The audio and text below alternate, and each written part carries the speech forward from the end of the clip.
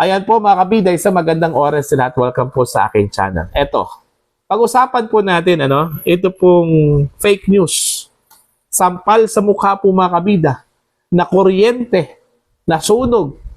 Ito pong GMA, dito ho sa kanilang balita, patungkol po mga kabida sa application po, ni dating Pangulong Rodrigo Duterte for asylum, sa China.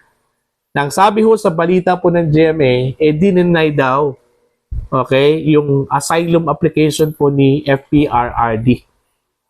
Dahil ho sa balitang ito, dami hong apektado yung mga supporters po ng dating Pangulo, dami hong napaisip, napatanong kung bakit nangyari ito, kung bakit hindi ho inapprove, bakit dinenay, no?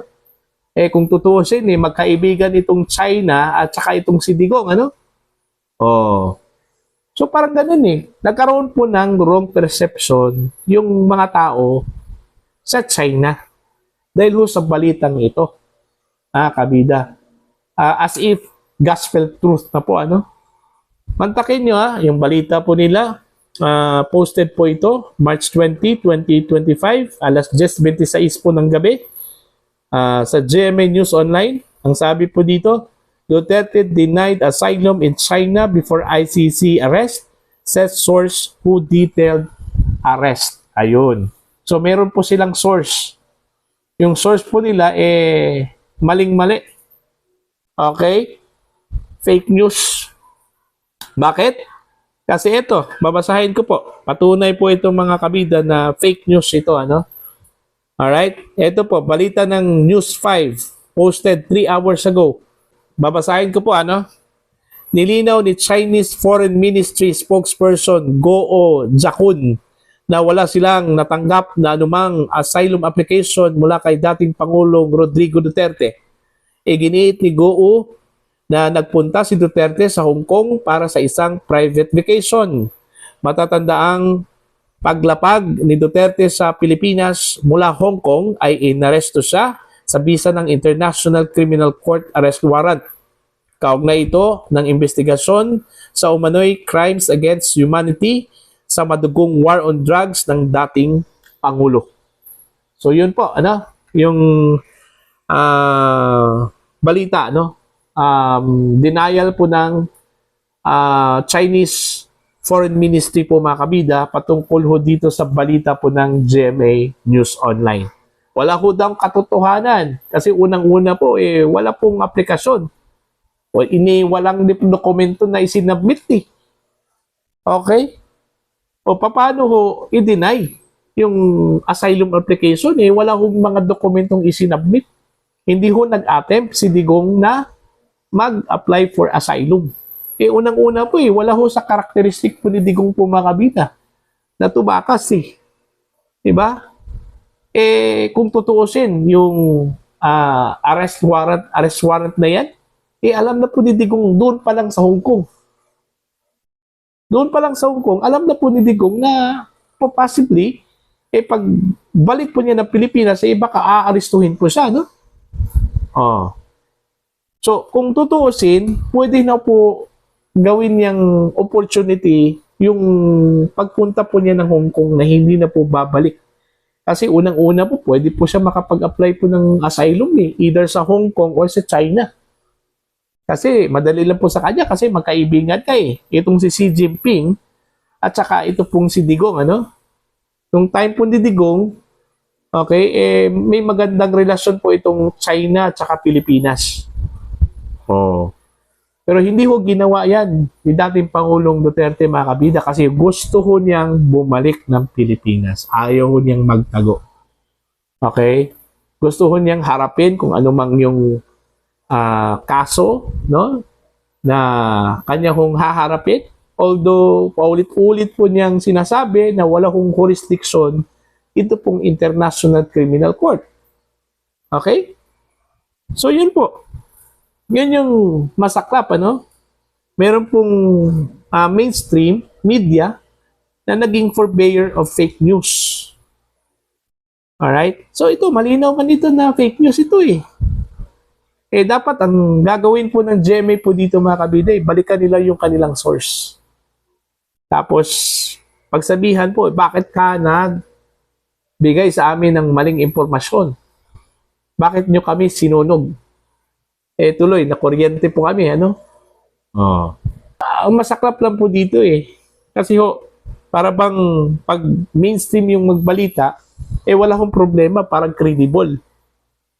Pero kung vloggers, yung maglabas po ng balita, maglabas po ng kanilang opinion, which is sa tingin siguro ng gobyerno na kontra sa kanila, fake news na yun, ano? Oh. Ang perception kasi natin mga kabida, pag sinasabi pong mainstream media, parang gospel truth na po yung balita po nila, no? Lahat po na inilabas po nilang balita gospel truth. Meaning, totoo na po yun, ano? Wala hong halong pagkakamali, ano? Yun yung medyo hindi yung magandang perception. Kasi unang-una, yung gumagawa po ng balita dyan sa mainstream media, tao lang po yan. Okay? Subject to mistakes po yun. Okay? May mga pagkakataon na nagkamali talaga itong mainstream media, ano po, no? Kasi tao lang po yung gumagawa. Alright? Kaya alisin po natin yung hindi ho magandang perception po mga kabida na pagbalita mula sa mainstream media, totoo na po yun. Hindi. Dapat tayo mismo, marunong ho tayong kumilatis, ano? Kung totoo ba yun o hindi. Diba? So, anong masasabi po ng TRICOM ho dito mga kabida, no? Dito ho sa balitang ito. Sunog na sunog po itong GMA dito Oh. Diba? Actually, itong post po na binasa ko po, no, na headline ng GMA, okay, mga kabida, post po ito mga kabida ni ni Mr. Bob Rance, no? 2 hours ago po yung kanyang post. Okay, babasahin ko lang po yung kanyang caption po dito. If it fits the administration's narrative, it's credible. If it challenges them, it's fake news.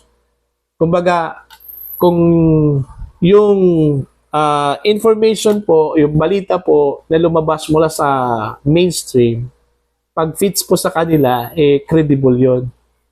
Kumbaga, pag inline o aligned po sa kanila po mga kabida, credible yon. Pero pag against po sa kanila yon, fake news yon. Alright? Ito yung gusto kong i-point out po mga kabida ni Mr. Bob Rances, ano? Ito, patuloy po tayo. Case in point, GMA News ran a headline claiming Duterte was denied asylum in China, but China's own foreign ministry publicly denied over receiving any asylum request, clarifying Duterte was in Hong Kong for a private vacation. So yun.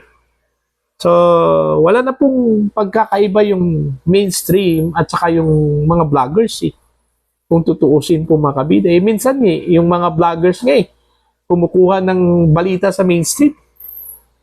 Diba?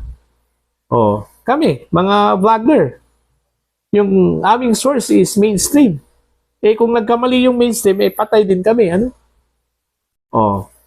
Kasi yun nga, yung source po namin, kaya kinukuha namin yung mainstream. Kasi ang perception kasi ng tao sa mainstream is, totoo nga yung kumbaga, gospel truth. Kami, marunong kaming kumilates din Hindi kami basta-bastang pumick up po ng balita ng mainstream. Pagtingin ho namin, hindi totoo. Okay? Ito, hindi ko man ito pinick up. Actually, wala akong vlog dito. Ano? Kung titingnan mo yung mga previous vlogs ko, wala akong vlog dito. Kasi hindi man talaga ako naniniwala dito sa balita nila. No? Kasi unang-una po, bakit hindi ako naniniwala po dito? Kasi unang-una, ito po yung argument ko Magkaibigan si Xi Jinping, yung China at saka si Digong. Alright? Alam po ng China kung gaano po binigyan po ng halaga ng Pilipinas, ito pong China.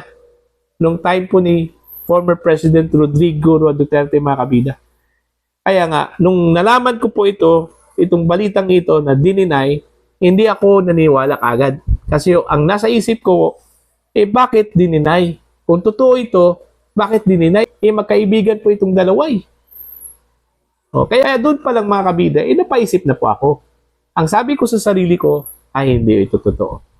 Hindi ako maniniwala dito. Kaya yun nga, hindi nga totoo. Kasi mismo yung Chinese Foreign Ministry naglabas po ng statement na hindi totoo ito. Wala hong aplikasyon, no? Ito pong si Digong sa China para ho sa kanyang asylum. Tsaka imposible naman po na hindi aprobahan po ng China. Kung sakali hong nag-apply po itong si Digong, imposible na hindi ho aprobahan yan.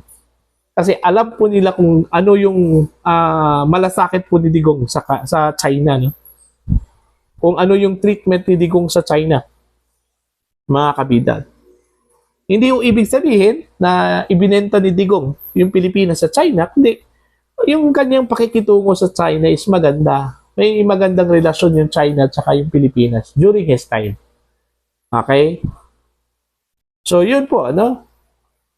Sana po, kung gumawa man po ng investigasyon ito pong TRICOM, sana isama po nila itong mainstream.